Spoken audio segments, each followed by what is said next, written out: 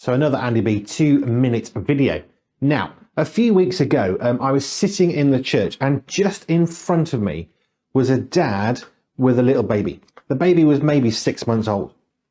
Now, the baby had a little bit of food. You could tell it was getting a little bit tired. But as we were going into some more music, we're moving into the sermon and into prayer, this baby was perfectly peaceful, sitting, lying in the dad's arms. Now, I call this one In the Father's Arms, not because it sounds like a pub, which it kind of does, but it's not about that. It's about how relaxed and comfortable and safe that vulnerable child felt in the Father's arms in a church service, which really struck me of how important it is that we have people that we can be comfortable with, just like that little baby. And the obvious link here is that when we are talking about God, when we're about our relationship with Jesus Christ, we can rest in the Father's arms, in God's arms.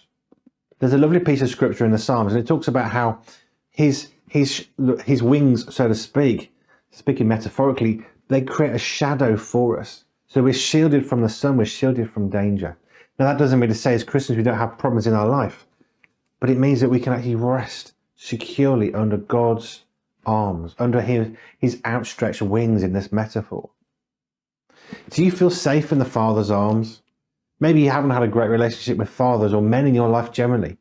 God is our Father. And the reason why it's important that he is a father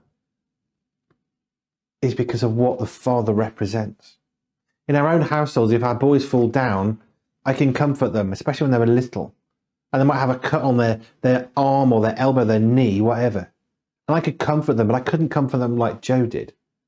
But what Joe couldn't do is provide a secure foundation like I could. She could make our boys feel very secure, but there was something special about the father doing that. And we see in society the importance of fathers being degraded, just destroyed in so many ways, and yet fathers are so pivotal to the futures of our children. So if you're struggling to feel safe in the Father's arms, try and get your head around the fact that God is your Father and that he loves you, and that when you're in a relationship with him, just like that baby, you can be safe in the Father's arms. Just a thought.